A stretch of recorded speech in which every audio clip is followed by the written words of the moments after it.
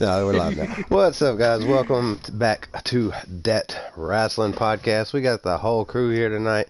Soulamazin, Streetkilln, and Benjamin Rivers. But wow. Oh. You know what, Sheep? Just skip all that and just say, guys, Soulamazin is here, so you don't have to leave. Yeah, of course, like the darn. As soon as you say Soulamazin's not here, they just leave. oh, I am that Wrasslin podcast. I don't know. I am the world champion. All right. We had Okay. good views the last podcast when you guys weren't here. So yeah, and it was just me and Street, the Street and Sheep show. But That's anyway, that's 'cause Sheep said that I Soulamazin might is show in up. such a hurry, so we gotta hurry up. We don't want to sit here and chit chat too long, guys. Okay. So we're gonna jump Alright. right into things. We're gonna go talk a little bit about Stomping Grounds. We'll cover Raw and SmackDown, and I would have liked to have covered Fyter Fest tonight, but I didn't get a chance to watch it yet, and I don't want any spoilers. So we'll cover Fyter Fest next week at the very beginning of that podcast, and we'll move on into Raw and SmackDown. So the first thing that happened, we had the kickoff show, which featured what may be the last 205 Live title match on any show, because 205 Live might be getting canceled, per the rumors, Really? next month. Oh my fuck. So maybe you'll get another one at Extreme Rules or whatever. But for the most part, I'm pretty sure, 205 Live's probably done. You know, once they put the Well, title I on know Drew Gulak, you kind of had to know. Yeah. true. I'm just kidding. Wait, what does that mean? Drew Gulak's actually kind of alright. He's a good wrestler. He just didn't have a very good gimmick at the time. The whole... We had some spots on NXT, which is why I assumed he was gonna win the title, because the NXT exposure. yeah. Feud with Yeah. Kushida. That's true, and that was a pretty good match. So, yeah, you might have a bit of a point there. But, so Gulak defeated Uncle Tony.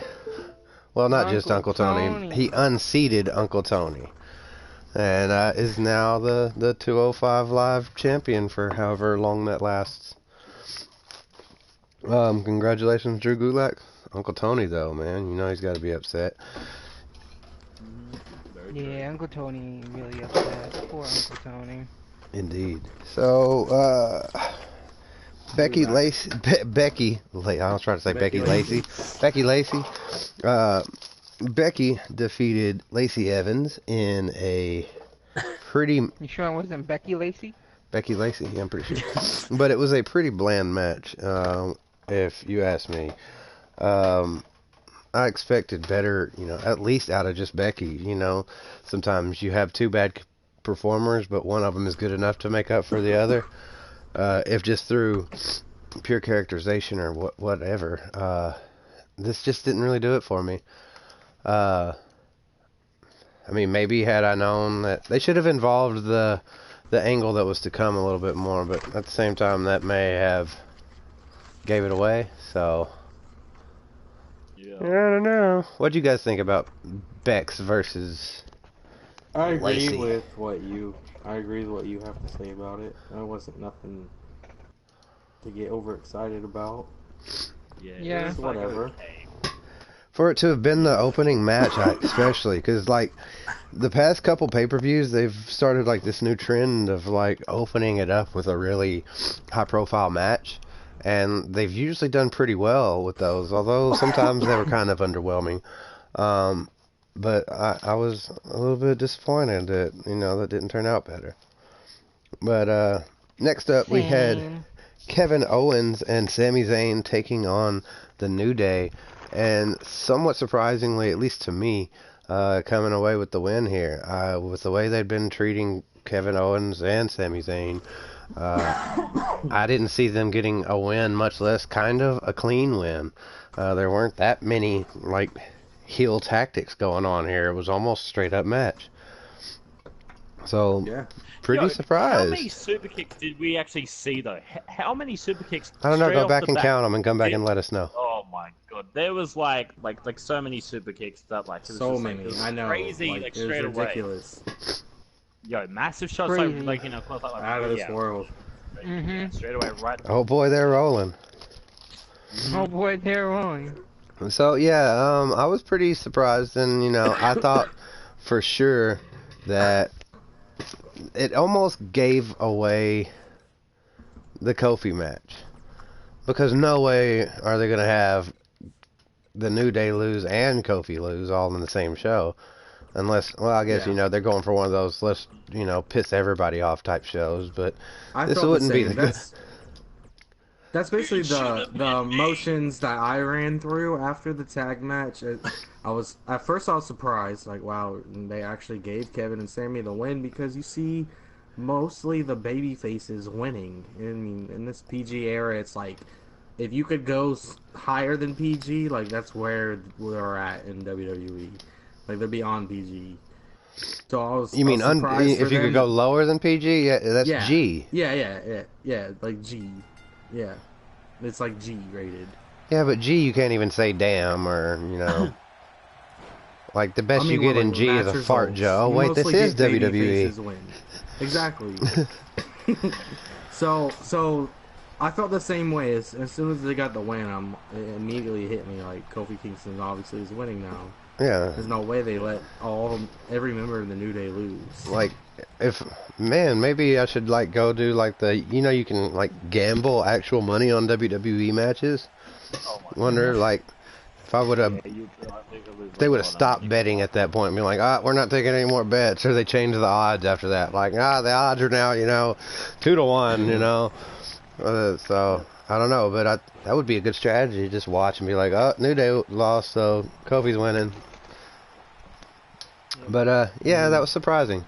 Another surprise for me, I'm pretty sure for a lot of people, was Ricochet defeats Samoa Joe to win his first title on the main roster. Pretty good match once it got started. A little bit slow to kick off, but once it got started, I mean, it really didn't disappoint. And me personally, I was surprised. I am glad that Ricochet won it. I'm not mad at the decision. I'm mad at decisions that were made after this, not in the pay-per-view, but after the show. If you're not gonna make sense with the way you do things, it just upsets me that right after Samoa Joe loses, it's a little bit of a jump into Monday Night Raw or whatever, but right after he loses, now he's going for a title shot against Kofi. So what the fuck? How do you lose your mid-card title and then all of a sudden you're main eventer? I don't disagree that Samoa Joe could carry that title, but not after just losing the fucking United States title. I mean, he just won it, and he didn't even really win it. It was handed to him. It's ridiculous. It does not make sense to me. I agree with Ricochet winning. Lost it. Oh yeah, he lost it, fair and square. Wasn't no shoulders up or none of that crap. Yeah, thank God. I didn't actually get That was. I'm glad for the match. The match in itself. It's just now knowing what they did with that is kind of dumb, and that they're just throwing Samoa Joe to the wolves, because if he didn't retain his United States title, how the hell is he gonna win against a red hot Kofi Kingston? I don't see it. I just don't. I mean, unless there's some foul play or some kind of bullshit involved. Yeah, I don't know. Yeah, but how did Samoa Joe actually earn that opportunity? Because all he just did was he just came out and he just attacked Kofi. That's it. That's how he earned it. You just attack people and you're in title shot.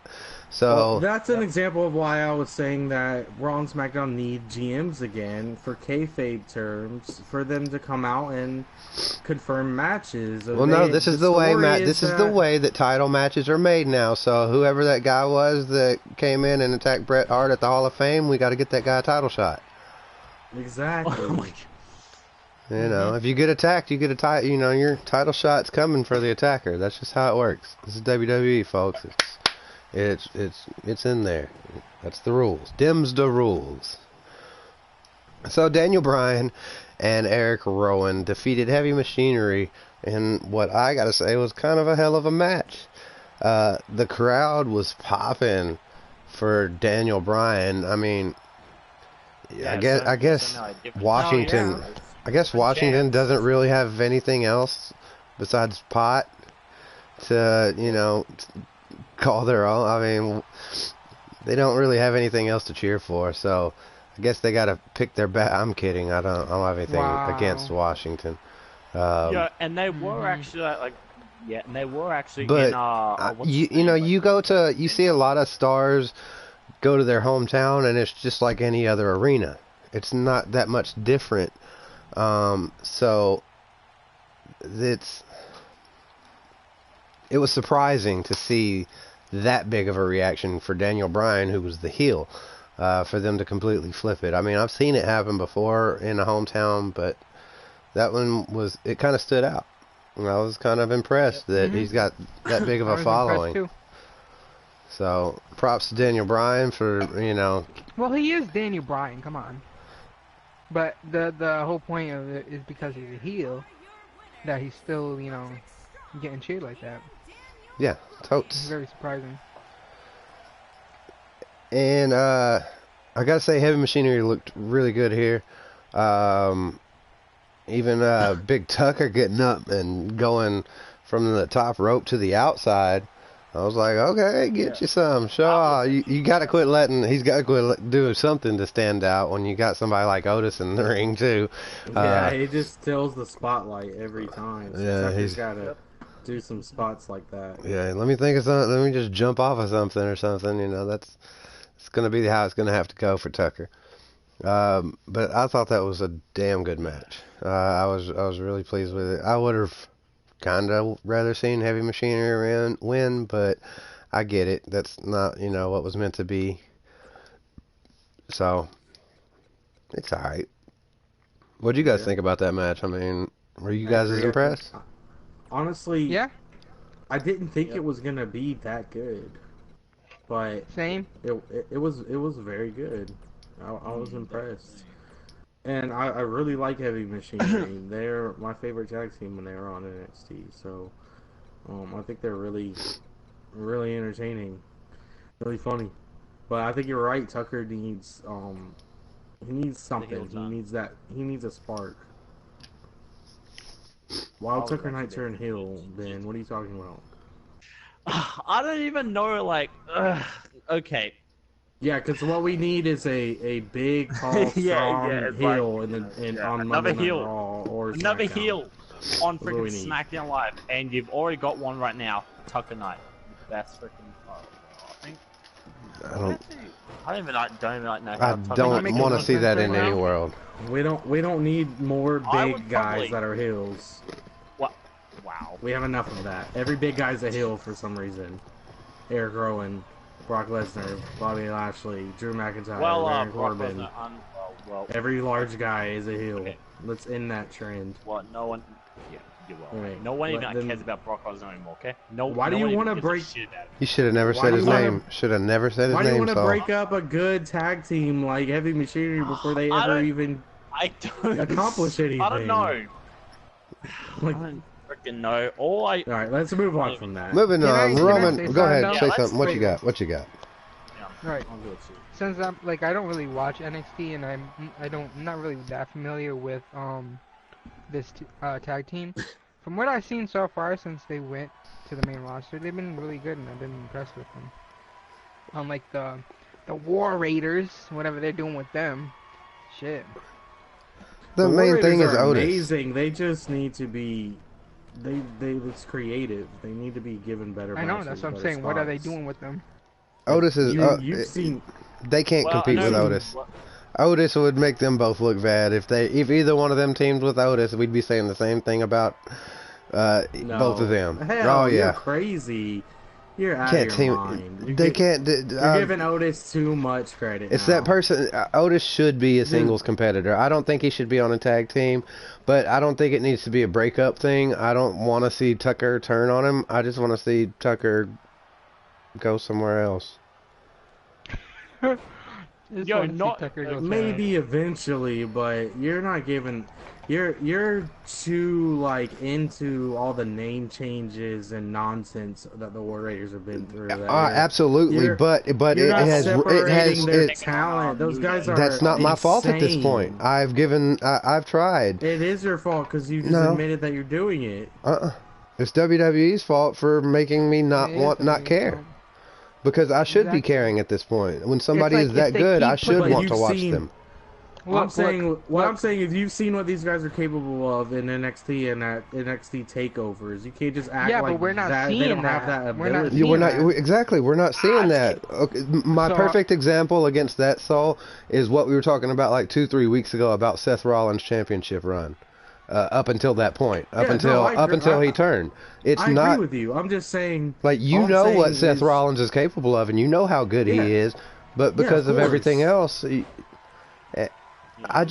they're not as interesting characters, as good character workers as Otis Dozovich's character is. It's on point. It's a name. It's a trademark. It's a brand. It's the same thing like Enzo had. It's that spark that not many people have it. And once you got it, you got it. It's a Macho Man, Randy Savage. It's that bigger than life personality.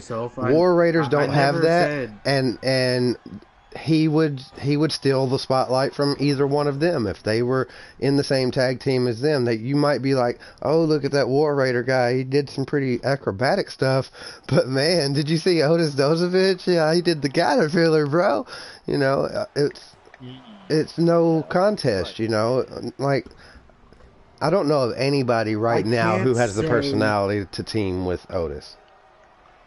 I agree for with the most part of everything that you said, except for the very end. I can't say for sure that Otis would completely steal the spotlight from one of the War Raiders members if he was to team with them instead of Tucker. I think that it would be way better as a team, as a whole. I think that they would outperform Tucker. I'll be honest, I like one War Raider better than I like the other War Raider.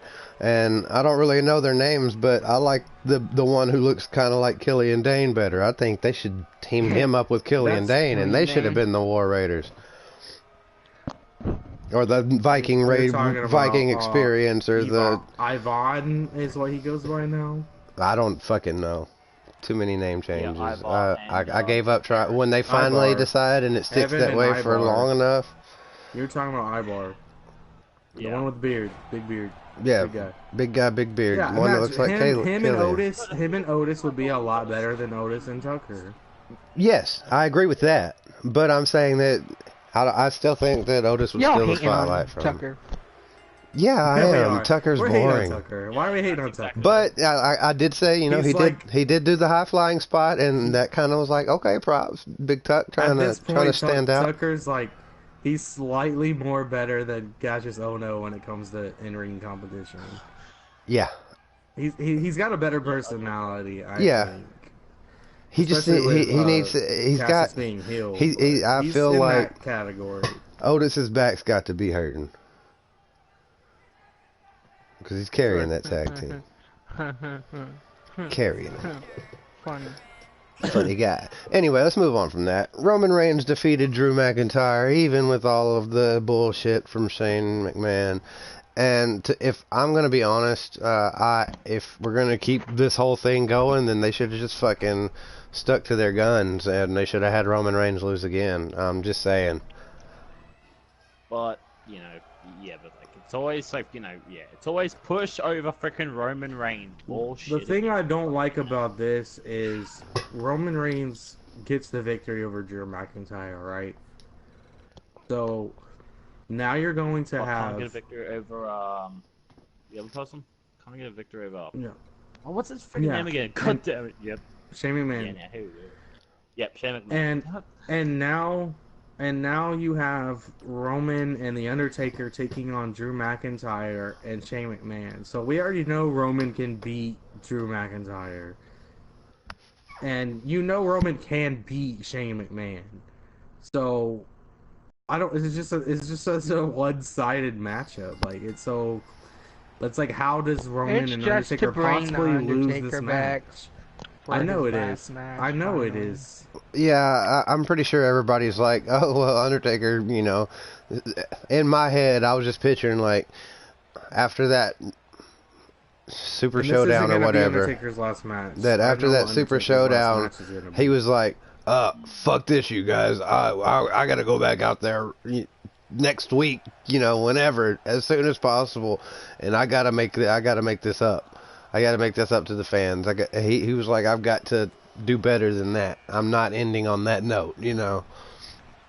That's the only reason he's back so soon. He's trying to save face, and I don't like it. I don't like it at all. I know everybody would everybody like to know 110% for sure Undertaker's retirement match, because I know what it is.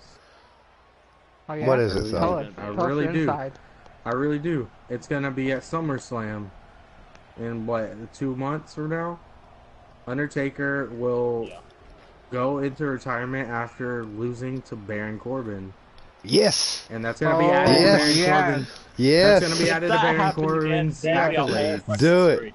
Do it. Retire Kurt Angle and The Undertaker. Do it. Let's book it. I'm serious. Come on. That would be. Serious. I That's would, what he's gonna do. As bad as it sounds, as many people would hate that. To put over another superstar, he's all about putting over other superstars. Baron Corbin is the next Undertaker. You heard it here. Basically. Bullshit. Absolute BS on that decision. Mark my words now. Get ready for SummerSlam, guys. He's an American lone wolf outlaw. Right. He's already got the motorcycle. He had the motorcycle sound in it. Brrr, he's already got the. All you gotta do is grow the hair back, come out on a motorcycle. He don't even have to grow the hair back. He's got to put a do-rag on. Bro.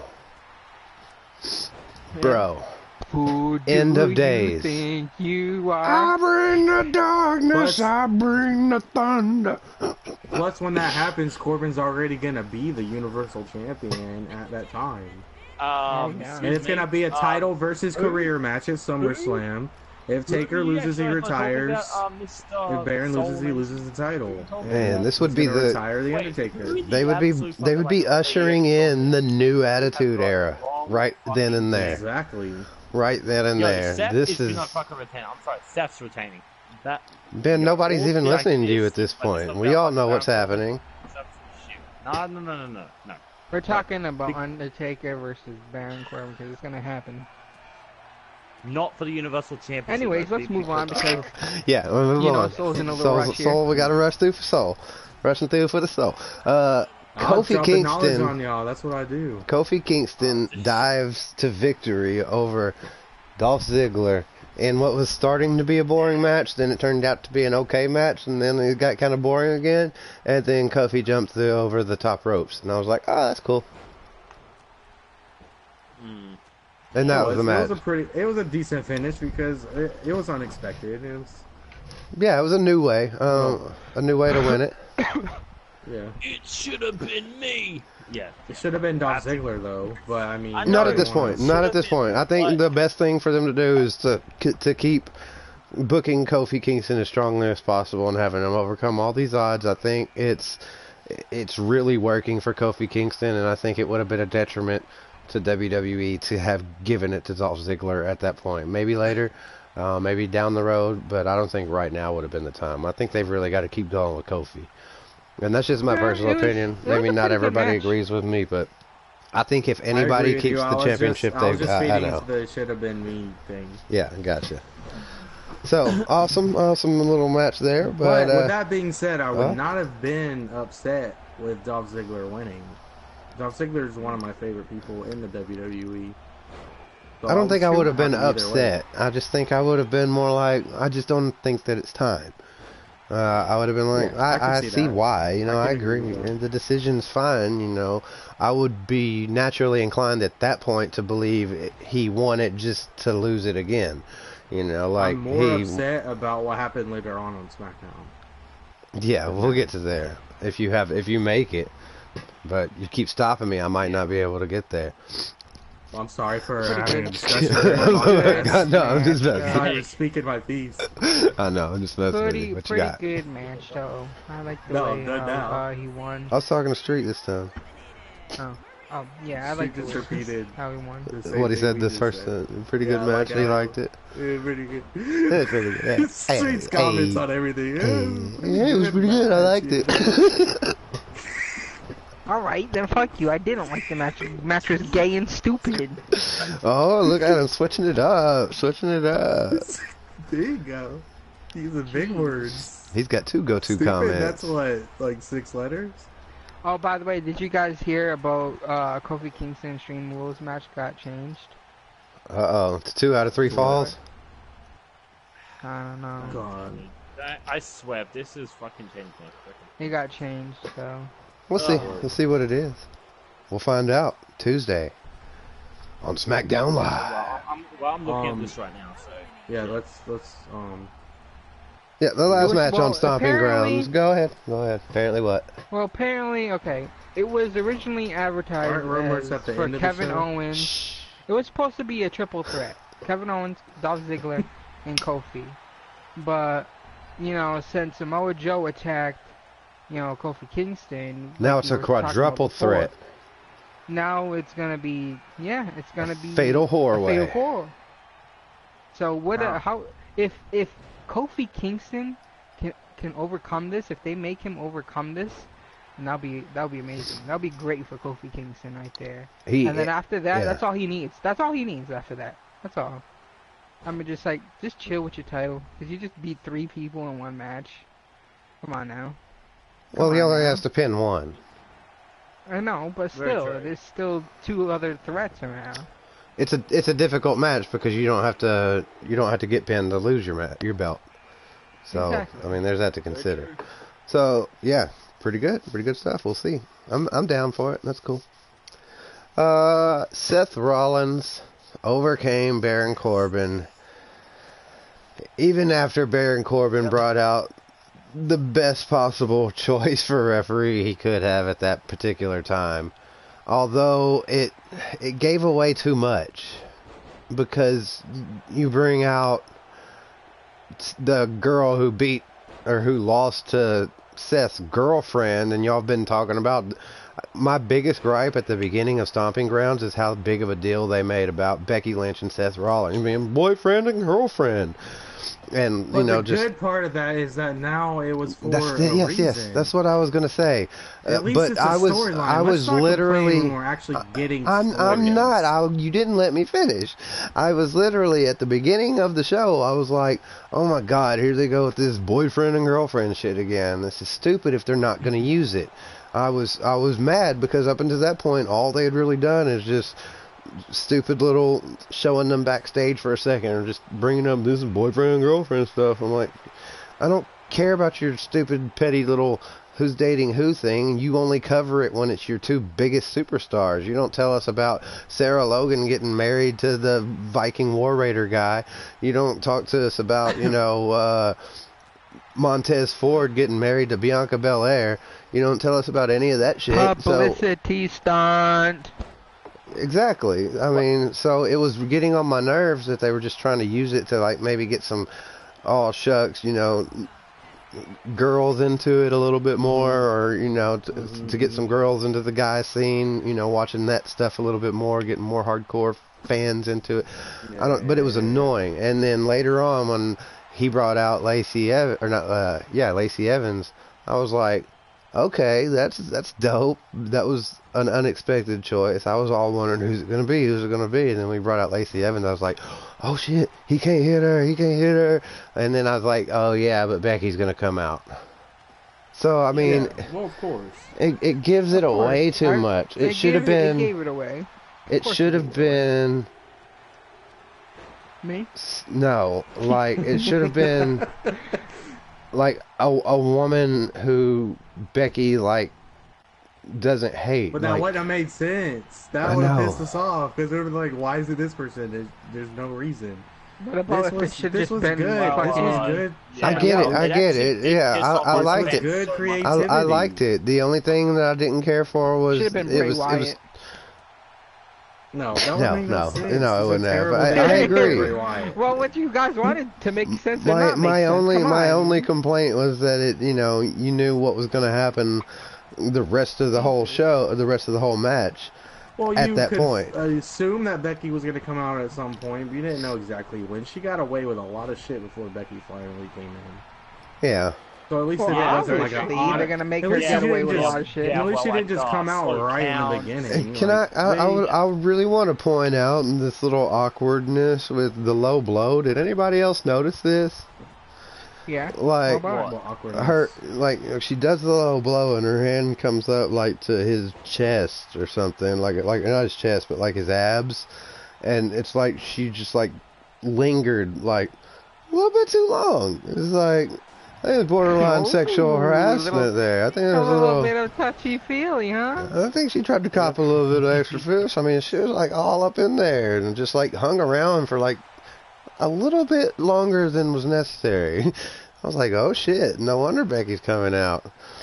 Yeah, Becky actually wasn't even scripted to come out. It was that reason. She actually came out.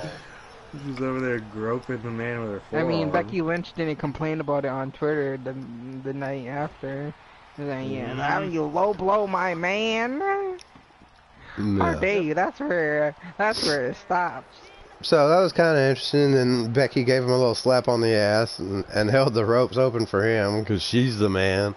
I guess it was kind of a little corny little dynamic to their relationship. Whatever, but. That was the end of... I have so many questions about their relationship right now.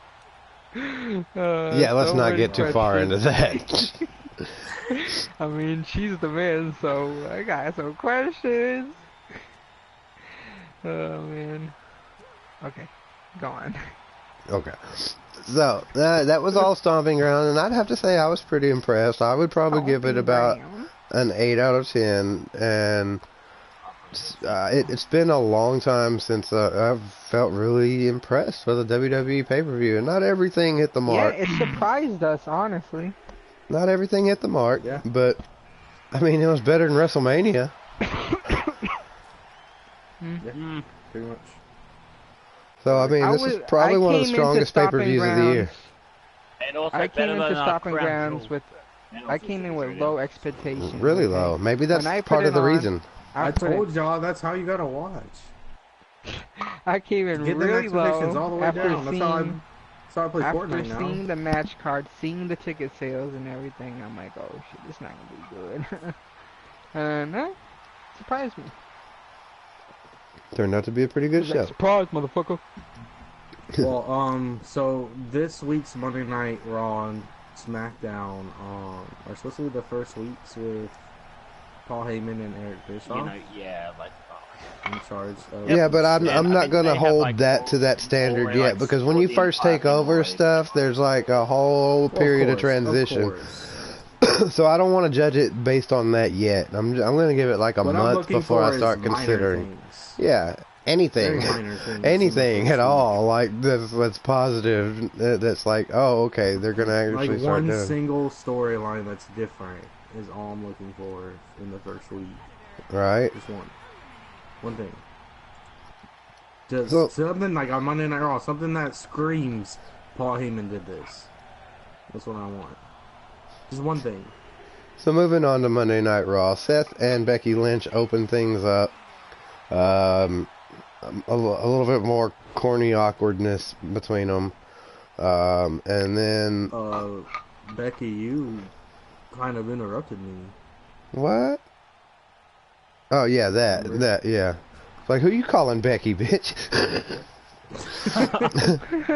You stopped talking. I went. Oh, you're talking about the show. Yeah, I got you. So, yeah. I guess it kind of fit. Yeah, it did. Yeah, and then Baron and Lacey came out and, you know, basically said that they were going to be their opponents at Stomping Ground or at Extreme Rules or whatever. Right? It's always a couple things. Yes. Right. Yeah. Jesus Christ. So, not looking forward to that for Extreme Rules. Like, you're taking you're taking two of the best competitors, like, that I want to see in action. Seth Rollins. Hold on. No, Seth Rollins and Becky Lynch. You're taking your two highest profile stars and putting them in one of the most boring match types that there is. There's a reason Mitch Max Challenge sucked. Mm-hmm. Because those aren't good match types. Until the women are getting in there, until the women are getting in there punching the men, then the mixed matches are always going to suck because you can't tag. Once you tag, the other person automatically comes in, and there's no extra tag dynamic. It takes out all the strategy of tag teams when one person tags, the other person automatically gets in. It takes that whole dynamic away. Mixed matches suck. It's gonna fucking suck. Yeah. But what? I disagree. Because what separates this one from the mixed match challenge that you speak of from Facebook, or the random ones we got on live television, this one has a good story behind it. And I think that's gonna make the match better in its own. But y'all it may not make the match. It may not make the match good. I don't think it's gonna make the match good. It may make it may progress the storyline in an interesting and exciting way, but I don't think it's gonna be a good match at all. Y'all are missing the point here, okay? Maybe not. Baron Corbin's about to be double champion. Raw. He's gonna be Universal Champion and Raw SmackDown's champion, okay? Baron Corbin, first time ever. That's what they're going for, okay? Vince McMahon, first time ever. You know, I didn't consider that both those titles are on the line, and if they both lost their titles right then, that's gonna be crazy. I think people would riot. Double title winner. Good. Wait, okay. You want different storylines, Soul? How about this? Becky Lynch gets too excited or something, and she's the reason. No, Seth Rollins fucks up and gets like too concerned about Becky, and he loses because of that, and Becky breaks up with him because Seth Rollins lost Becky Lynch her title. Do it. And then they drag. They don't really break up. Obviously, they keep their relationship, but storyline wise, they break up and do all kind of fucked up shit, you know, and involve all that stuff. And you know, she cost Seth Rollins another match, and you know, he maybe cost her a title later down the road. He hires Charlotte to go beat her up. You know, I don't know. Charlotte. He calls in some old favors, you know, his ex-girlfriend is dating Sonya Deville now, so he calls Sonya and go tag her a couple times. Oh my fucking god. So, yeah, they could do that. So we had that, and then the Revival and Daniel Bryan and Rowan took on the Usos and the New Day in an 8-man elimination match. I didn't really care for it. The Usos and the New Day obviously were going to win, and there was a little bit of a okay couple spots, but overall, I don't think it was that great. Yeah, it wasn't really that great. It's like a freaking something you do for universe mode, man. But one thing that did save the whole show, you got the Miz TV segment. You had R-Truth come out, and you know the title's off the line for, you know, temporary. And he has a match with Drake Maverick, and he beats Drake Maverick in a silly little match. But The best thing about this is sad Drake Maverick. It's so much better than pissing your pants Drake Maverick. I like sad, poor Drake Maverick way better than I like pathetic piss pants Drake Maverick. And the fact that, it's kind of quote unquote cost him his marriage and a whole bunch of stuff like that. I thought it was interesting. And then R-Truth is like, oh, come on, we'll do it, and they have the match, and then he loses again, and everybody else comes out there, and they chase him around, and they just go back to Drake Maverick, and he just looks like he's about to cry, and I'm like, oh, poor Drake Maverick. Now I felt bad for Drake Maverick, and I'm like, well, maybe he should. They're finally making me want to see Drake Maverick succeed, even though it's at his own expense. I'm like, okay, give the poor man the title for a little while, So, I thought that was interesting at that point. And then later on in the show, we got to see Heath Slater, EC3, and Cedric Alexander all claim 24/7 gold. So now they're all WWE champions. And we got to see R-Truth win it back to become 9-time. No, it 8-time? I think it's 8. It's 8. Yeah, my bad. I don't know why I said 9. But 8-time. I think they're going to have R-Truth break the most title runs in WWE history. And that was by Raven. He had 29 hardcore title wins. Okay. I could see that. Yeah, I think they're just going to keep having these times where he loses it 2 or 3 times in the same show. It almost seemed like a bit much, but at the same time, I was really glad for even those 2 seconds of EC3 having a title, of Cedric Alexander having a title, of even if it's 2 seconds, they can now say, I'm a former WWE champion. We can always say, we can all say EC3 has been a champion on the main roster at one point in his career. It's good. And you got to think the bonuses that come with being a champion. You still get the bonus for that week if you were the champion for a couple seconds during that week, right? You still get champion bonus, right? I doubt it. No, he doesn't. But I liked that. I liked the 24/7 thing. It has not disappointed me at all. Yeah, it's been pretty good so far. And we already covered the part where Undertaker saved Roman Reigns. We kind of got into that on the Stomping Grounds thing when we were talking about the Roman Reigns versus Drew McIntyre. So we'll kind of skip past that. Braun and Bobby Strowman. Braun and Bobby Strowman. Braun and Bobby Strowman. Okay. Braun and Bobby Lashley got into a little bit of a tug of war match because that shit was stupid. Oh, God. That was boring. The arm wrestling was better than that. Oh yeah, the arm wrestling was better. Bobby Strowman. That's saying a lot. And then we had Kofi Kingston defeat first Sami Zayn, and then Kevin Owens, and then the attack by Samoa Joe. But I really liked the really strong booking there of taking on. I thought for sure, I was like, oh shit, they're gonna give it to Kevin Owens here. He's gonna, because the odds is against him, But he prevailed, and it looks good, and I was completely happy with the results of that. And AJ Styles defeated Ricochet. Oh, great. This is the same problem that I had. He just won this title in a match against somebody who lost that title, but is now going for the title that AJ Styles was in contention for. But now AJ Styles is going after United States champions and beating them right after they win titles. They're not making any sense with what the fuck there's no canon here.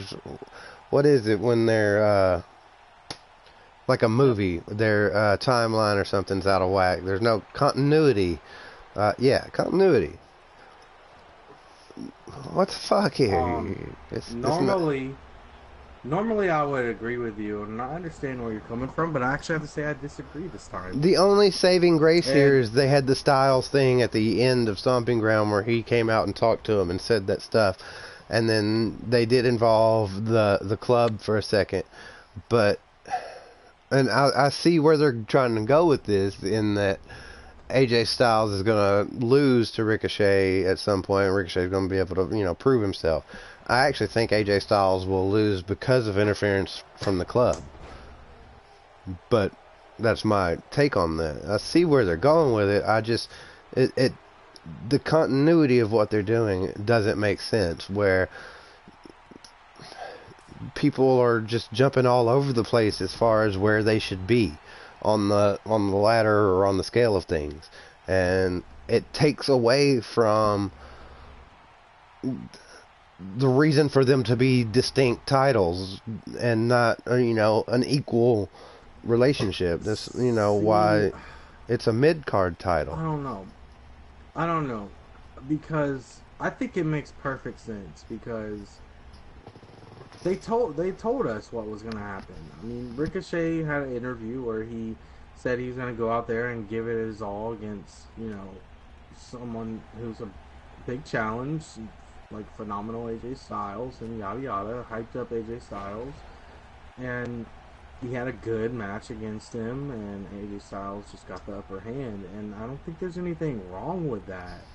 I think that's actually refreshing. I don't think that just because you have a title means you should win everything all the time. That would get played out. It would get old. In and of itself, the storytelling of he's a new young champion. He just got a impressive victory over Samoa Joe. Now he's gonna challenge himself against someone like AJ Styles, and he came up a little bit short. He's gonna go back to the drawing board, and he's gonna beat him later on when the title is on the line. I see that. Retain later, and I think it's gonna make him look even better than if they just said, "Oh, throw the belt on Ricochet and have him just win every week, have him win." I agree to an extent. You're gonna be like, they're pushing this guy too hard. I see what you know what I mean? Like, yeah. I like it. I was happy with it. I agree to an extent. It's in and of itself, I wouldn't be disappointed with this. It's in addition to all the other stuff with Samoa Joe, and there's another one.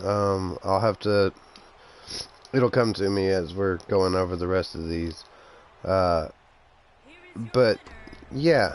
I'll skip right into. Well, here that's not the only one. There was more than one, and this is another one that's just so similar to that I'm just like, they're not making any sense to me, and it's hard to not look at.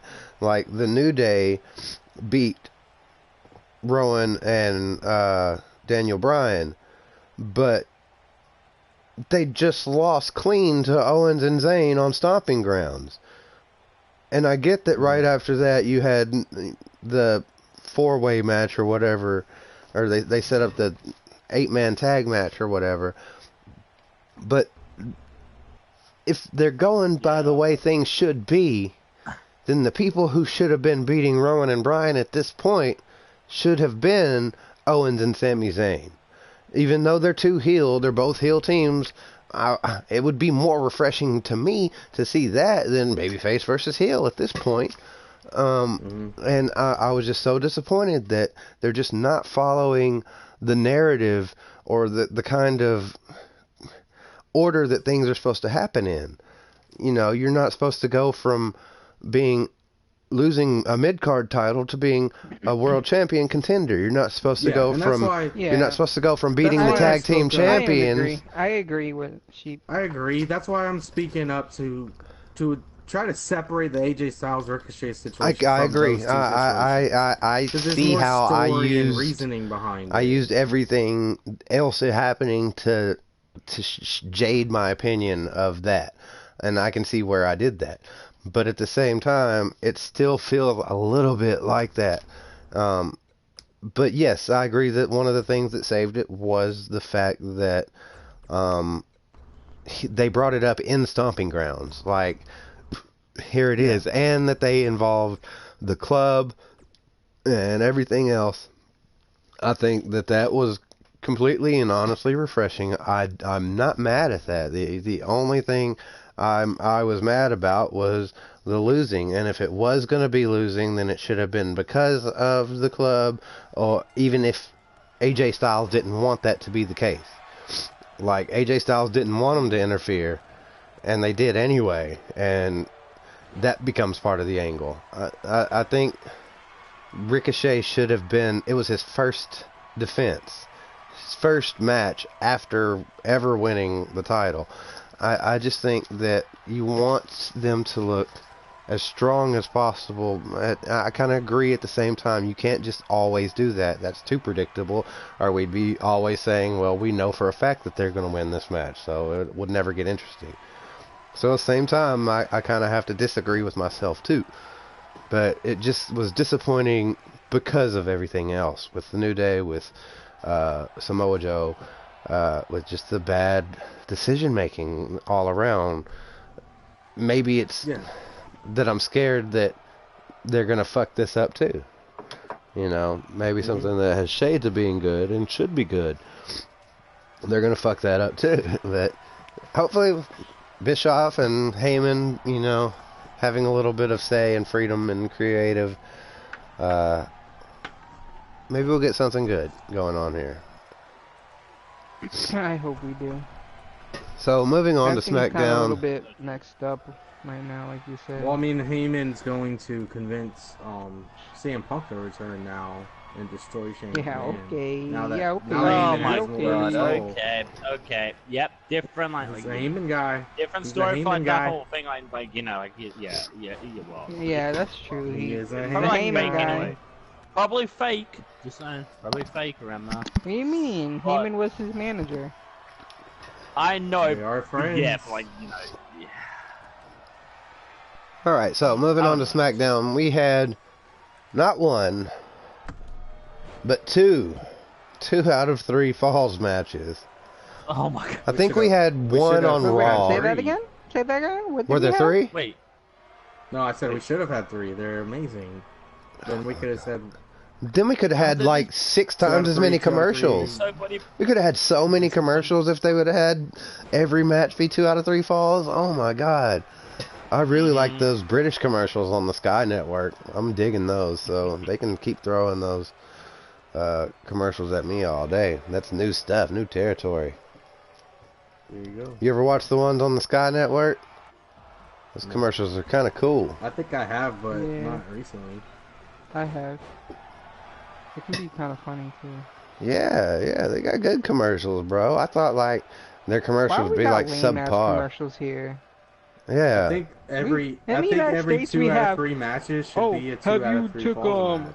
Have you been treated for whatever? You know what? You can I'm kidding. get two out of 3 matches or a 2 out of 3 falls match. Every 2 out of 3 weeks. Yeah, every 2 out of 3 weeks. So yeah, we had one with Elias defeating The Miz, and we had one with Kofi defeating Dolph Ziggler. The Kofi versus Dolph, that should have been what happened. If they're going to use 2 out of 3 falls match, they should have done that match at Stomping Grounds. That match was better than the cage match. Yep, it was. True. Wait. But also, Nikki Cross defeated Bayley to win Alexa Bliss another title shot. And I was glad that Nikki Cross won. I just hate it that it's to be a stool pigeon for Alexa. I just like Nikki Cross is in-ring character too much, and I feel like they're just watering it down and making... It's still fun to watch her in-ring. It's just not fun to watch her try to play this naive girl and then turn psycho afterwards. That doesn't make sense. Somebody who acts like that is not that naive. Yeah. Somebody who acts like that doesn't care. I think it's stupid. I think it's stupid too, but I try to get past it. I try to look at it like she's just being brainwashed by Alexa Bliss, and she's acting this way to try to be like Alexa Bliss in a way, like to fit in, and eventually she's gonna see through it, and she's gonna snap and go back to her regular self. It'll end up being Alexa Bliss versus Nikki Cross. Yeah, if it all pans out to be that, and it's for Nikki Cross, for it to be a title match, then I'm totally down for it. Awesome. But if it's just to be some stupid little one-off thing where she fights her one time and wins, and then we never hear about it again, fuck that. If you're gonna do it for some stakes and do it. Go all in. Don't do anything half-assed. AEW would say. They keep doing a lot of things half-assed. And that pretty much covers SmackDown. So we made it through in an hour just for Soul. We got through Stomping Grounds, Raw, and SmackDown. I didn't watch NXT this week. I had a lot going. I've been sick all week. Did you watch it, Soul? NXT, yeah. Yeah. Was it good? It's alright. Anything stand out particularly that you remember? Any good developments? Not really. Okay. I got. I'll go. One of those. You know what? You know what I mean. One of those. Yeah, one of those. It's not like building up to Takeover, or no title matches or nothing crazy. Just 3 standard matches. Gotcha. Well, do you want spoilers? I don't care. I'll watch it again. I'll watch that. Because it's not a pay-per-view. If it was Takeover, I'd be like, fuck no. But it's, just a regular episode. Well, there was a spot at the end where Io Shirai kind of basically turned on Candice. Good. She lost a match to Shayna Baszler. Oh, it's always Shayna Baszler who always actually gets. Candice, Candice tries to play Io's little hero.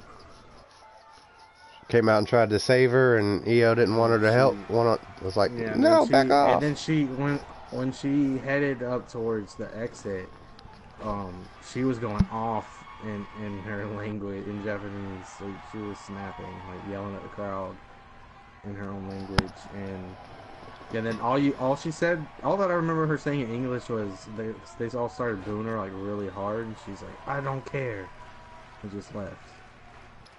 You know what they should do?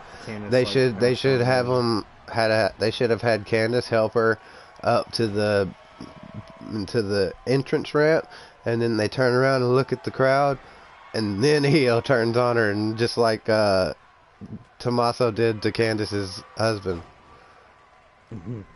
Just play the exact same angle. Just run it into the ground. No, this is the NXT we're talking about. They shouldn't do that. Any rumors or anything crazy? I mean, other than that, you didn't really miss anything. There was basically a squash match, and then the breakout tournament started. Yeah, that's how the show opened. What's the breakout tournament? So it's new people. A bunch of new guys are actually competing. I'll just say are any of them known? As far as have they been on NXT and stuff before? Not known to you, Ben, because I don't know. You read something somewhere on a forum one time, and you know everything that they've done right from that moment. So, not your version of no. The first match of it, no, I don't know either one of these guys personally. I don't know their story or nothing. I'm just trying to check some recent news. So okay, a little bit of a precursor to see who's going to be the next big thing. Yeah. Street Profits wrestled the Forgotten Sons. Oh yeah, Street Profits are champs now, aren't they? Yep. Mm-hmm. I forgot. Pretty good match. You done forgot, sucker. And they put the titles on the line. And they won. Good. Mm-hmm. It was supposed to be an untitled match, but they don't care. They just wanted to put them on the line, and then they won. Cool. I dig it. It's good. This is fine. I dig it. Okay, so I haven't watched Fyter Fest yet, and I know that you guys have. I don't want spoilers, but my rating for Stomping Grounds was an 8 out of 10. So what are your ratings for Stomping Grounds, and then what are your ratings for Fyter Fest? I didn't watch the beginning to end, so I can't rate it. Out of what you saw. I watched the rate it out of what you saw. I missed one match or something. Just rate it out of what you saw. I didn't not as a whole. From what I actually watched, I didn't really care for. Well, give your honest rating. Wait, what are you actually talking about, Salt? Like, which one, like... Wow, what do you mean? There's something in AEW that you didn't Fyter care Fest for? or, Oh my god. or Stomping Grounds? Which one the... Huh? Stomping Grounds? He's confused. No. You got What do you say for... What's your rating for Stomping Grounds, then? Mine? Yeah. 8 out of 10. Yeah. I can't rate Fyter Fest. So 8 out of 10, IGN. Alright, so what would you say on the Street? What would you say on Stomping Grounds and then on Fyter Fest? Okay. Stomping Grounds, I say... I give it an 8 out of 10. Maybe like a 7.8 out of 10. Okay, I can see that. Alright. You gotta get... something different with it, so I don't know. I wouldn't say it's like a definite 8 or anything. But, I mean, it was surprising. For Fyter Fest wise, I'd say like a 7 out of 10, maybe a 7.5 if I'm being generous here. So you're saying they were pretty close to you? Yeah, I mean... Like, just a cut hair away. Okay, from the people that I know there, they perform as well as I know they perform, and the people that I don't know, they're like, you know, Alan, he's really new, and he put on a pretty good performance and shit, and I mean, yeah, it was good. It surprised me as much as Battle, whatever you want to call it. Okay. Battleground. Okay. Something, whatever. So Ben, what would you say your rating for Stomping Ground is first, and then let me finish talking, or just go, ramble, just go. Never mind. Okay. Yeah, come on, Ben, don't rant. Just give us a rating. Yeah, sorry, Stomping Grounds. So Stomping Grounds is gonna get like a 8.5 out of 10. Fyter Fest, on the other hand, is gonna get like an absolute 9. I'm sorry, Fyter Fest, boom, straight. What makes it a 9, Ben? I just want to know what makes it a 9 for you. Yo, Street. You know, hold on, but let me explain to you, Ben. Wait, stop, Ben, stop. Good storytelling, everything. Hold on, I just want to point something out to Ben. I need you to realize, Ben, that in a show that is 9 or 10. Hold on, listen. In a show that is 9 or 10, that means that every single match was awesome. That you didn't have one moment where you were just not on the edge of your seat and enjoying everything about that. There was nothing at all disappointing. You're not watching objectively then. You can't be watching objectively, because there has to have been matches that you didn't care for. There has to have been at least one match in there you were like, oh, that wasn't as good as I wanted it to be. If there wasn't, then you're not watching this objectively, because from what I can gather from everyone else's true and honest opinion, they are at least willing to admit when, you know, something in there what fell flat or wasn't quite as good or they were unsure about. Don't just what are you even like trying like now, like you know like Sheep, you're wasting. You know what? I know, I'm wasting my time. Sheep, you have to I just need you to watch objectively. You have got like this all fucking wrong. Play devil's advocate when you watch like it. You know that you love it so much. Next time you watch it, try to find something you don't like about it. Just try. Watch it with the intensive reason of trying to find something you don't like. Actually, is this right now? Well, I'm not. I'm just trying to. I'm giving you advice. Ben is getting so offended. We all have our own different opinions. Offended Ben. And also, hang on. Ben. AEW is nothing. AEW is nothing but Ring of Honor with a billionaire backing it. That's all it is. That's all it is, buddy. It's the same thing. It's just a new name and a billionaire. That's the only difference between AEW and Ring of Honor. Calm down. You weren't freaking out. Even You more were freaking out and like, ranting about how great Ring of Honor was in the first year of the podcast. Just being like completely now biased. Okay, just because it's called something different doesn't make it. Oh, can I bring something up here? Every show. Yeah, bring something. As long as it's not a spoiler. What you got? No, it's not a spoiler. It's about Ring of Honor actually. Their best in the world pay-per-view, which was supposed to be their greatest pay-per-view ever, fell flat of selling tickets. The arena was half full, and there was like 5 minutes left of the show until the show started. It was pretty sad. Sounds like they're gonna. I mean, because their all of their top competitors went to AEW. And guess what? That's the exact same problem. That's the exact same problem that most of those indie guys have with WWE, is cherry picking talent. And guess what AEW is doing? Cherry picking talent. AEW is a cherry picked company. That's what it's derived from. I'm just saying. That's why I say it's just Ring of Honor with a billionaire behind it. That's all it is.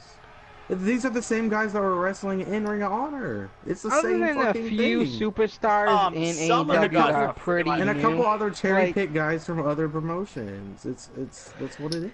They do have a few superstars that's relatively new though in AEW, and they need that. Like, for instance, well, of course, seen today is Darby Allin. He's really new in pro wrestling. You just like him because he dresses like Kill Switch. Yeah, shut up about Darby Allin, you little shithead. You like him because he looks like your president. I like Darby Allin. Darby. I like it. I like me. I never said I like him. I'm saying that they have new, like, he's not new. He's from another. It's like the 5th time you've mentioned him today. He started your new wrestling favorite like wrestler. A year ago. You know he's your new favorite. He started wrestling a year ago. He's from another promotion, but it's nothing big. It's an indie. You already wrote him fan mail, didn't you? No, he's really new. He's a former skateboarder. Come on. Oh my god. They said it in the thing. They said it when they announced it. He was a former skateboarder. He started wrestling in like 2017. Okay? That's when he started. What else does he do? I don't know. No, you know this guy's whole life story. You know he skateboards. What else? What else does Darby do? That they announced I know. I'm fucking with you. I know. He's actually been wrestling since 2015. Yeah. Oh, okay. Well, okay. So what? That's 4 years. Nothing big though.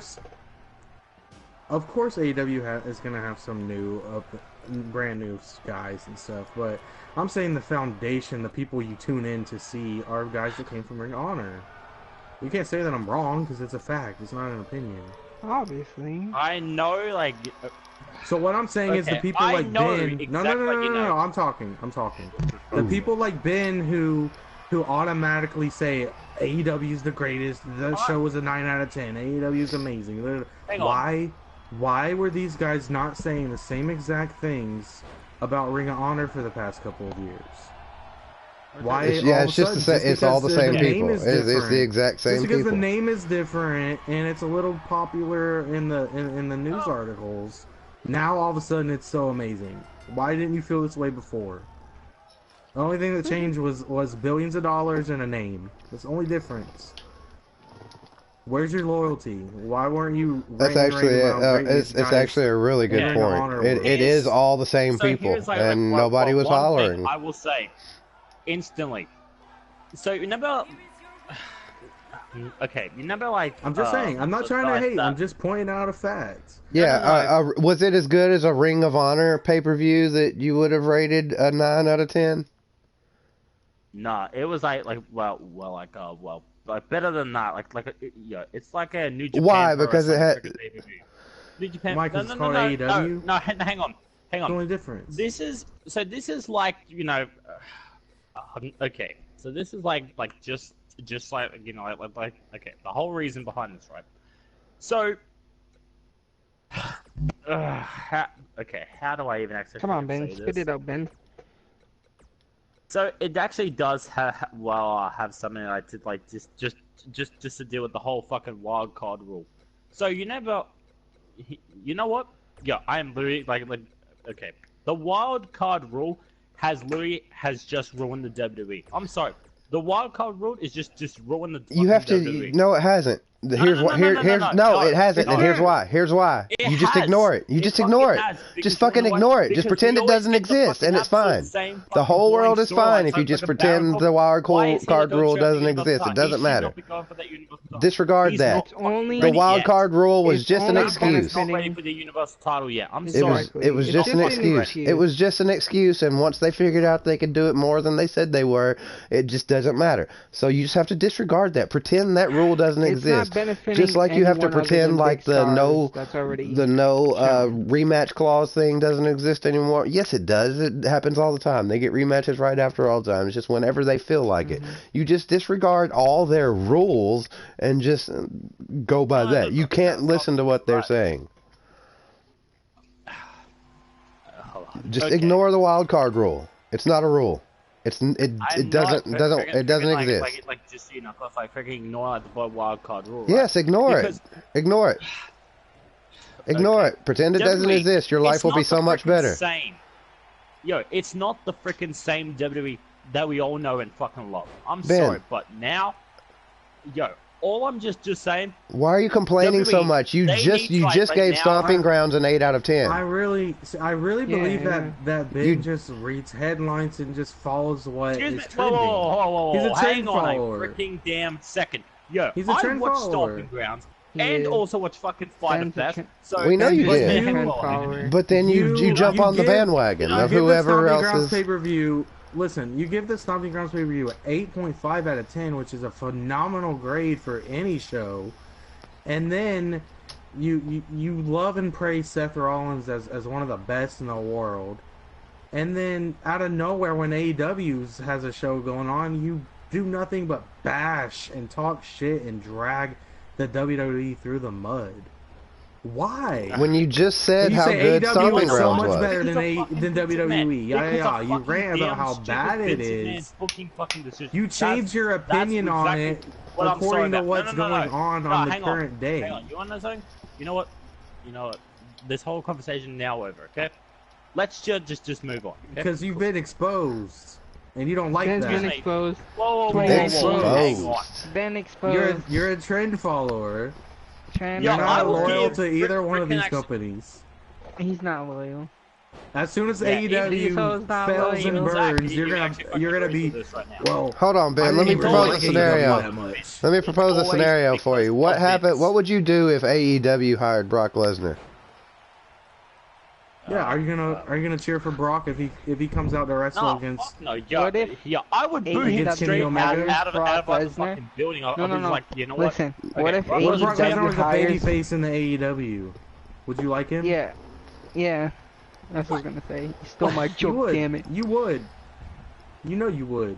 Ben, don't lie to us. What the fuck are you even talking about now, Sol? Brock Lesnar versus Kenny Omega. Was hired by AEW and he was a babyface. Yo, Kenny would fucking destroy Brock Lesnar. No, what if they had Brock Lesnar beat up Kenny? What if they had Brock Lesnar win? Ben, you do know that in real life Brock Lesnar would kill Kenny Omega, right? You know, in real life Brock Lesnar would murder him. Do you believe that? Do you believe that in real life that would happen? Brock Lesnar because this will get us. This will tell us all we need to know. Here's another problem. In a real fight, Ben. In a real fight, who do you think would win?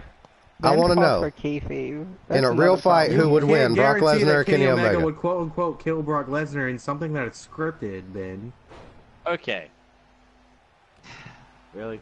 It's always. But in real life, do you think that Brock Lesnar could kill Kenny Omega? That's the question. Just like so fucking biased. You guys are just like, we're not biased. No one's being biased. Street likes it. Street likes it. Street's more for them than we are, for sure. But we got. I'm not being biased. I didn't say anything anti-AEW. I just sound like it. Yeah, we're not biased. It's not a love-hate situation, Ben. There's a gray matter. We're objective. Okay? It's not. It's a podcast. You don't have to like one and not the other. You're the one who's doing that. If anyone's doing that, our job is to critique. But I'm not like Ben. That's like full fanboy of it. The only reason why I like, I'll tell you guys the realest reason why I like it. the real reason why I like AEW is not one because of the people that's on there, like Dean Ambrose and people that I know, like Kenny Omega. Yeah, I know Kenny Omega and Young Bucks and stuff like that.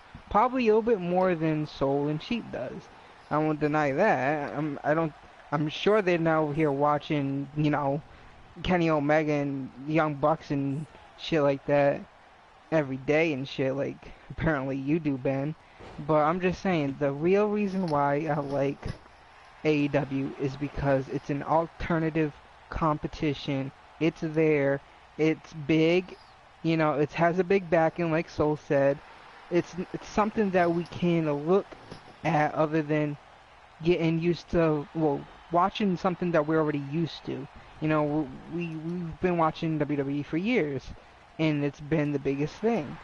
And now there's new competition, and it's, you know, all hyped up and everything. I can't wait to watch it and see what it turns out to be.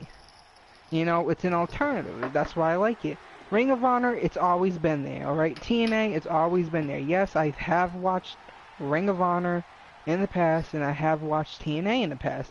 I used to be a big TNA fan at one point in my life, and then I stopped because it just got bland and boring. And right now, WWE to me is bland and boring, and it's been.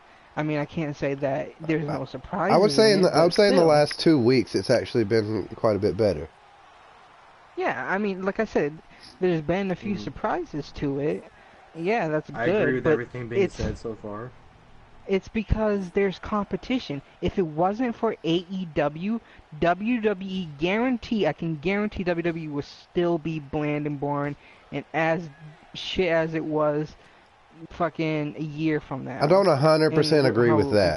The only reason I don't 100% agree with, here's why. I don't think so either. The Fox deal. I get your point, and I get what you're saying, and it makes a lot of sense. But this isn't the first time WWE's been in it's not the first time they've been in a low place. It's not the first time WWE sucked. I know, I understand. It's not the first time they came back from it, and they had they still had the Fox deal. The Fox deal was before AEW, so they've still got the pressure on from those two big companies who require them to succeed if they're going to keep giving them their money. So they still have to impress, and right now more than ever, there's a $2 billion check that they signed for this shit. You better fucking show I'm not up. Saying, with that being said, that's not saying that you're wrong, Street. You're still right. I don't think as much. The competition still is good for them, though. Yes, of course, but I don't think it really affected the momentum of what WWE was. I don't think that they necessarily changed because of AEW. They're on an upward trend, mostly because it's mostly because of luck. It's because of the luck of what happened with Kofi Kingston. It's because of the luck of what happened with Becky Lynch getting the best pop of her life when she broke her face. It's those two things combined with a lot of fan support for basically those two people, Kofi Kingston and Becky Lynch. And they have literally carried the torch and made things interesting. And then you have other people coming in and kind of getting chances to shine as well. And actually some storyline and stuff coming back. But I don't think that was as much to do with AEW as it was to do with pressures from Fox and ratings falling. And I mean, when they hit those all-time low and when money starts, you know, the checks start getting smaller, then the people who are signing them start to notice, and then they're like, hey, you know, you got to do something here. So you can see, you always see these up and down trends. I don't think much right now has been a direct result of anything that AEW's done. All these things are factors. Partial. AEW being probably maybe 10%. The smallest factor, but still a factor. I'd say 10% at best. Yeah, I'll agree with that. The smallest factor, but still a factor. It's in the back of their heads. That's what I'm saying. Like, no offense, Ben, but Ben's like a hype man. Ben will go for anything that wrestling related, no matter what. And if he reads something, he'll be on it no matter what.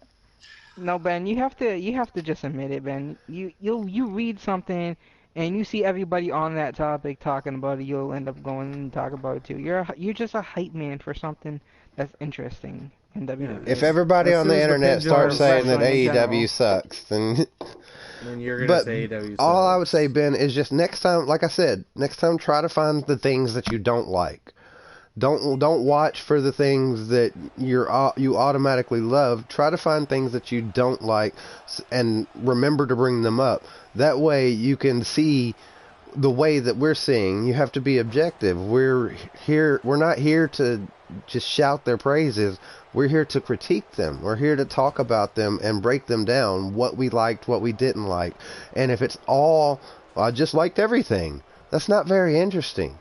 It's a lot more interesting when you say, well, I really liked everything, but there was this one thing, this person is, I expect really, really good matches from him, and it just wasn't as exciting as I'm used to. You've got to be able to find those moments, and if you're not, then I can't believe that you're being 100% honest in your true opinions of everything that you're seeing, or that you're just jumping on the bandwagon.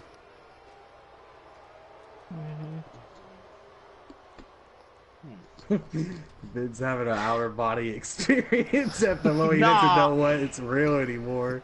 No, I'm just like, yeah. Do you see what I'm saying, Ben? This trying to find freaking monologue all the damn time. It's always like, I'm sorry, but like this whole thing is. It's not a monologue. It's like, advice.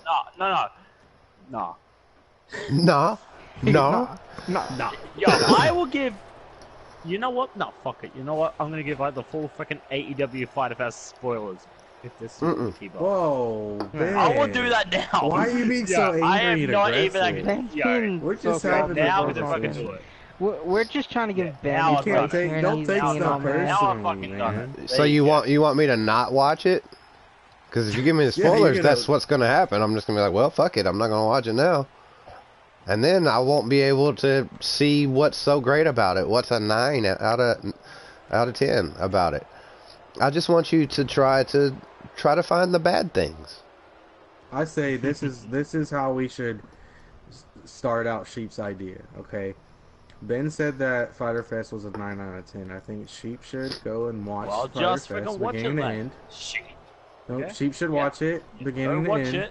And then you figure out what his rating is for it, and then Sheep and Ben can have a brief discussion on the next podcast about Sheep's rating, and she can explain to Ben why he rated it what he did. Next week is and then they can talk it out. I'll tell you that. Okay, I'll watch it and and maybe that'll be like a hands-on lesson from Sheep to give Ben an example of what he means by watching it. Whoa, hang on. You know what? I might not even be here next week, guys, so have fun. Of course, yeah, this guy. Well, he didn't say 100%. He said he might not. You never know. He left it open. Not because of the reasons why, but... We know you've got herpes. You don't have to tell everybody. Yeah, I have to go get treatment done. I'm sorry. Yeah, Valtrex. Yeah, treatment done at like 2 a.m. 2 a.m. They open up really early. Gotta get there early. There's a huge line for herpes treatment. You live in Boston, so we're not surprised. Jesus, man. Yeah, not surprised by Boston. You don't even live in America, man. You don't know. Ben don't even know what Boston is. Ben, what's Boston? What state is Boston in, Ben? It's a freaking town. What state? What state? Massachusetts. I could be wrong with this one. Massachusetts. And it is also in the United States. There you go. Whoa, Ben knows something. I am surprised. I'm surprised Ben knows typing right there, boy. He's like, that's a fast typing right there. Boston. No, what he did is loaded up. What he did was loaded up Google thing and put it next to the mic, so when I asked it, it automatically popped up. No. You know, Ben has Google open and ready at all times during the podcast. If we ask him anything about any wrestler, he's just gonna Google it real fast, and then he sounds like he's like an expert on professional wrestling. Yo, but he really has no idea. Let's remember. Who actually he comes has right that from Galaxy S9 over there. Boston, right? Sasha Banks. You guys like know from, he has from, all from, this from, information on from spreadsheets at all times, Boston, right? Massachusetts. Yeah, I now know that because like He's got because- spreadsheets of because a WWE wrestler- champions, and Oh, he keeps I it thought up to Ben his actually- record. Wait, guys. Actually, I'm disappointed. yeah. I'm disappointed, guys, because I thought Ben actually knew this because he learned it somewhere. But now that he learned it from wrestling, I'm gonna give it a pass. Never mind, Ben. I thought you actually went out and actually learned something besides He wrestling. knew Boston, Massachusetts because of Sasha. Yeah. Yes. Yeah. Yes. Well, see, I'm that's not the impressed power. anymore. The power of the WWE. It teaches people kids geography. Yeah. It does. We can say that WWE actually has taught impressive. Ben geography. That actually is pretty impressive. I'm like, That's why hey, WWE will always be then, now, I and think my forever. kids are gonna be watching let's get WWE when let's they get WWE Oh in the my classroom, y'all. We need to start that, get WWE in the classroom. Let them have watch Monday Night Raw WWE on WWE Tuesdays. did something It's that cool. that Wrasslin podcast has not been able to do yet. And that is Top Ben something. Did you guys, Kudos to them. before we end the podcast, I don't know if you guys want to talk about it. I don't know if you guys read it at all, but I posted an article about what Kenny Omega said about WWE and their Yeah. Here's where ties the with Saudi argument Arabia comes. and whatnot. Well, he actually did delete the tweet after. We'll say that. He Well, did. Here comes the Soul and Street argument. WWE, of course. If I can, just like get like He, of course, like he couldn't just Well, end he the- we went couldn't into just end the some show on a deep good note. territory. He went into some deep territory about bringing up, like, they rather take blood money, this and that, and not have host any free show. And Let me tell you reason why something. is- Any billionaire No. in the world, none of that money is all good. I bet you a big portion of anybody that's a billionaire, a big portion of You their didn't let me money finish, is blood though. I money. was gonna bring up Go why ahead, this go ahead. started. Go ahead. The reason why this started, I don't know if you guys even read the article or just read. I some read the of it, whole like, thing. no. I read the whole Alright, thing. so you I know read the how whole it started. thing as well. I read it all, Street. I'm not Ben. You know how it started then, about there being the show WWE's doing on the same day as a supportive show that AEW is doing, that all proceeds go toward It's for charity. whatever. It's for charity. Business. They're not gonna just cancel their They're trying show so to interrupt AEW our can do charity. what- Interrupt No, my no, charity no, with no. your blood money. But it's not just because of that. They were saying that, It's silly. It's WWE silly. doesn't do shows Come to on. support that. But here's the thing, Bull crap. WWE does do stuff to support it. That's what I'm saying. And they don't need to do a show to have like all proceeds to go towards it. I mean, they do that breast cancer thing all the time, and they sell the shit, and WWEshop.com, where you can buy, people, their ring gear or something that for the Connor's cure or shit like that, and Connor's they Cure, do all CMN. they do all kinds of stuff. And I just want to say, I'm sorry. Are you done? I don't want to cut you well, off. I mean, I kind of understand, what Kenny was going to, and I understand why he ended up deleting the tweet, is because he probably realized that, I shouldn't be saying this because WWE actually does a lot for other,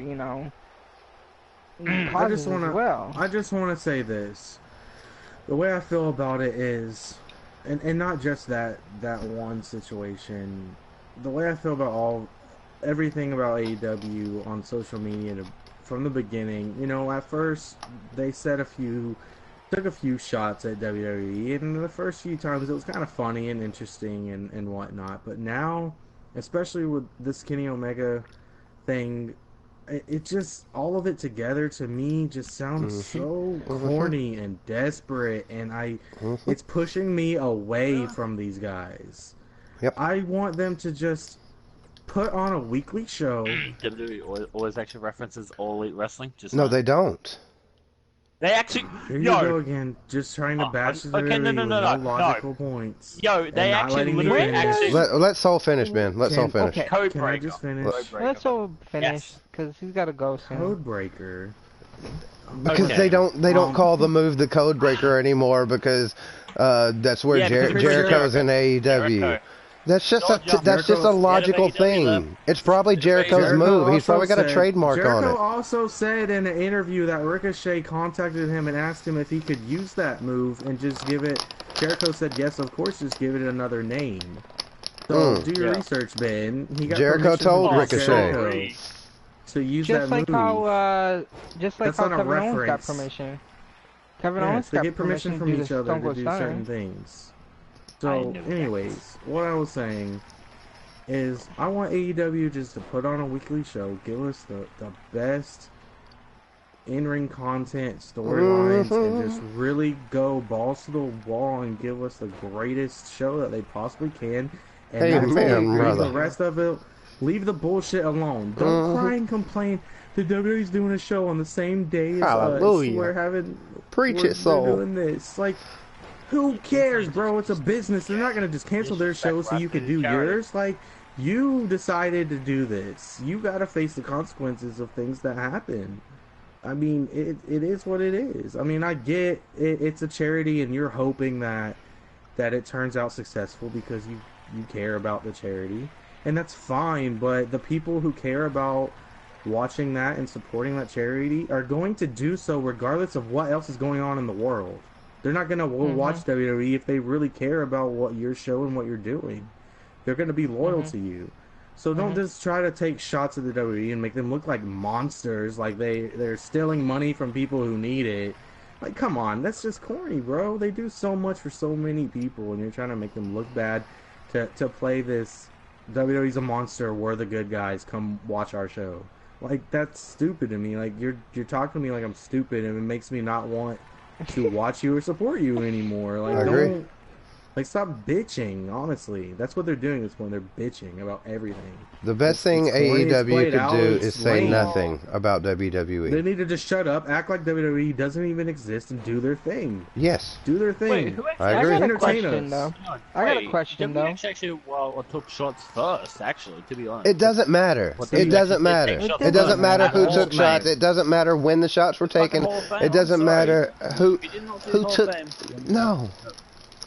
I'm sure that's not when the first shots were fired, man. I want to know something. I want to know something from you guys. I know it can be a little bit deep in waters and whatnot like this, and political. I don't know if they were now. Political. Yeah. That one. What do you guys feel about this Saudi Arabia deal stuff? Like, you know, we've seen the pay-per-views and whatnot. We know it's only for, you know, them and whatnot, but, you know, basically, yeah, it's all about the money. Of course, it's all about the money. But how you feel about all the other stuff about this, like the wrestlers? You could say it's all about the money, but I would still say that it's not all about the money for maybe 20,000, 30,000 Saudi Arabian kids who never in their entire life would have got to see it otherwise. In any form or any capacity. I understand that's that. Who I think matters the most in these. But there's a lot of stuff behind it. There's a lot of shady shit going on behind it. I agree, and I see that. But at the same time, do you just? I'm gonna finish this up in the stream. Do you just Peace. Do you just completely deny the innocent people of a country that's hostile? Any pleasure or anything in life? Hold on, wait. Let me get to what else I was gonna say. Like, what about the wrestlers? You know, big people like Daniel Bryan and whatnot, not wanting to go there because of their and they didn't have to. What they support. They didn't have to, and they weren't punished. He didn't have to, and they weren't punished. But you know, they have their own rights and whatnot. Of course they do. But then some people make a big deal out of it. It's like, you know, he's not going there because of this reason and that. Do you think that will make, like, WWE look bad because of, you know, superstars not wanting to go there for their whatever reasons that they have for not wanting to go there? Okay, I know some of the superstars' reasons for not wanting to go there is that they don't want to go there on a long-ass flight just to do one match, which would end up like 10 minutes and be paid this amount, and then stay there the rest and then come back. all the way back. I understand that. That has been brought out a few times from a few superstars that did come out and say that. I understand that, you know, they don't want to be that far from home and shit like that just to put one match. I understand that. I totally understand that. But there's some, you know, wrestlers that don't agree with it and of going there because of what Saudi Arabia, you know, stands for and what they've done and supposed things that they've done and whatnot. And I mean, that's their right and their opinion. They should be allowed to express that as they choose, and I think they have been. Yeah. They've been allowed to do whatever they want, and they've been allowed to either attend or not attend. I think it's been pretty clear. They haven't forced anybody who didn't want to go.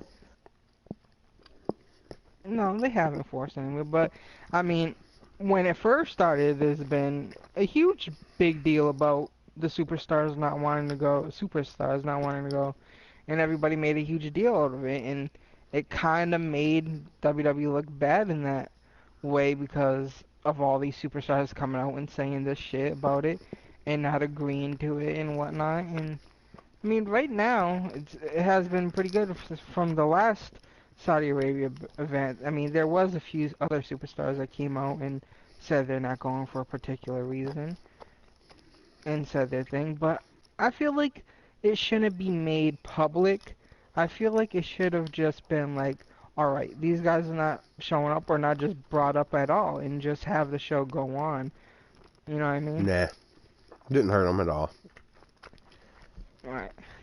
The people that were going to watch Super Showdown watched Super Showdown. The people that weren't didn't.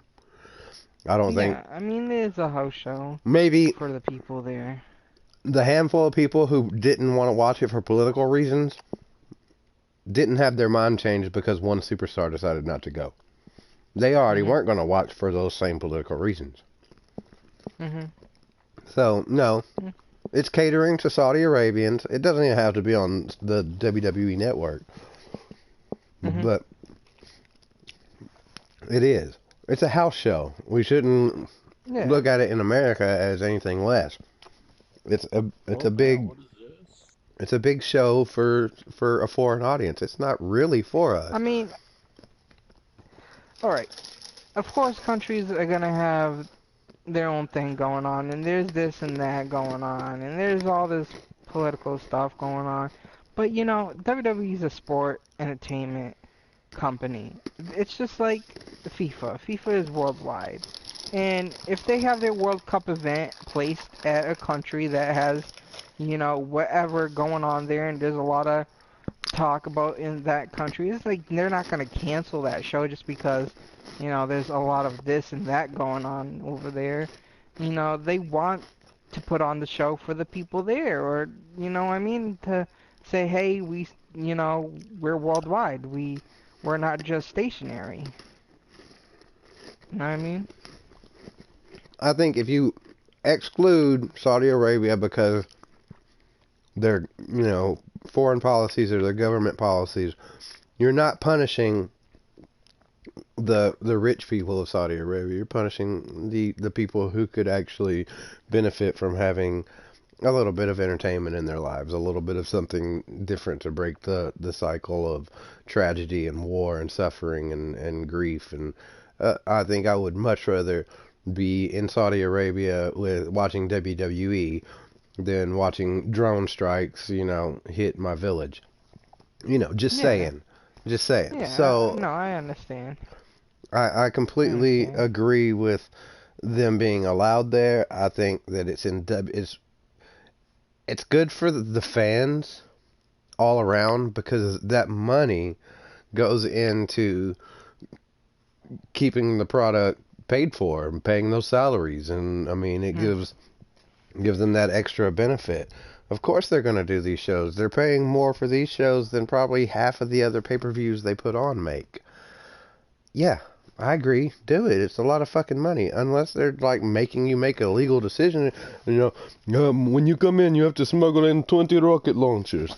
You know, if they're doing that shit, then yeah, we should probably not do that. But if they're just smuggling in wrestlers, then I'm all for it. I got another question. This is it's on topic, but it's a little something out there. How do you feel about the risk of them performing there? I mean, you can say that with any other Yeah, well, it's sport, same any as other country. any other But foreign country. I mean, that's not the only risky place that they could possibly go. yeah, exactly. And they That's go what to I'm places saying, like that. but Remember the shows for the troops, you know? When yeah, WWE goes to totally Iraq, I mean, understand they're that. in the middle of a Those are place really where, I risky mean, as well. could feasibly be attacked, you know? That's all part of Yeah. the job. I don't think that has any bearing whatsoever, really. All right. The only Well, I just issue wanted to that get that out of the way. I really take any offense with in that is that the women aren't allowed to wrestle. Um, and they've if WWE is able to change that, then it will all have been Mhm. for if they go from they got close, like 2 women were on the plane Mhm. to compete, and then at the Yeah, last minute they yeah. I changed their think it's mind. like But here's who the fucking was thing. it? Here's the thing. That's fine. At the last minute, they changed their mind. But that means up until that last minute, it was probably maybe kind of even who knows going to happen. That means Yeah. that they made progress in the Mhm. women's rights movement in Saudi Arabia, one of the most inhospitable countries in the world for as far as women's rights are concerned. Um, Yep. that's a positive global beneficial impact that WWE created. Mhm. I mean, it's definitely a good thing. The timing was terrible because of the Khashoggi murder, but Yeah. I'm sorry, I don't blame WWE for sticking it out. I don't blame the talent that wanted to stay home. I'm super glad that WWE didn't punish anybody who decided not to go. If they would have done that, I would have probably, been like, well, now you're fucking up. But they've handled it pretty well as far as I'm concerned and pretty respectfully. Um, I have no problems with WWE doing whatever they want to do in Saudi Arabia. I just wanted to bring it up. All right, all right. So, pretty interesting podcast. Pretty good stuff tonight. We'll be covering Fighter Fest next week, and then we'll cover Raw and SmackDown, maybe NXT if we have time, and then the rumors. Thanks for tuning in, guys. Make sure you check us out next week. Same time, same place. You know where to find us. Peace.